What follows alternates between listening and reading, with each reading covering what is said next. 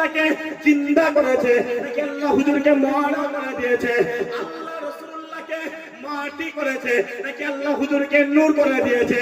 ওই সময় আমাদের আহলে সুন্নাতুল জামাতের সমস্ত আলেমরা বলতে লেগেছে, শোনো শোনো, আমাদের কথা নিয়ে দরকার নেই, আমাদের জবাব নিয়ে দরকার নেই, আমাদের উত্তর নিয়ে দরকার নেই, যাও চলে যাও চলে যাও, রাসূলুল্লাহ দরবারে চলে যাও, যাও চলে যাও চলে যাও, আমিনার লালের দরবারে চলে যাও, যাও চলে যাও চলে যাও, সিরাজুল মুনিরের দরবারে চলে যাও। ও মুসলমান, শোনো শোনো শোনো, আপনি যখনই রাসূলুল্লাহ দরবারে চলে যাবেন, আমিনার লালের দরবারে চলে যাবেন, আপনাকে বাবু সালাম নামক দরওয়াজা দিয়ে ঢুকানো হবে। আর যখনই ঢুকানো হবে, আপনি আপনার চামড়ার চোখটা আল্লাহর আসমানের দিকে করে দেবেন।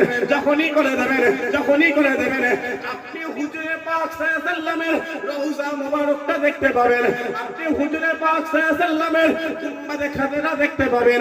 আর যখনই দেখতে পাবেন, আপনি হুজুরে পাক সাল্লাল্লাহু আলাইহি ওয়াসাল্লামের রওজা মোবারকটা লক্ষ্য করে, গুম্বাদে খাজরাটা লক্ষ্য করে আপনি একবার সালাম দিয়ে দেবেন, আসসালামু আলাইকুম ইয়া রাসূলুল্লাহ, আসসালামু আলাইকুম ইয়া হাবিবাল্লাহ। ও মুসলমান, শুনো, আপনি যখনই রাসূলুল্লাহ দরবারে দাঁড়িয়ে, আমিনার লালের দরবারে দাঁড়িয়ে, আপনি যখনই সালাম দিয়ে দেবেন, ওই সালামটা দিকে দেরি হবে। ওই মদিনাওয়ালা, মদিনার সবুজ গুম্বাদে খাজরা থেকে তোমার সালামের জবাবটা আমার মদিনাওয়ালা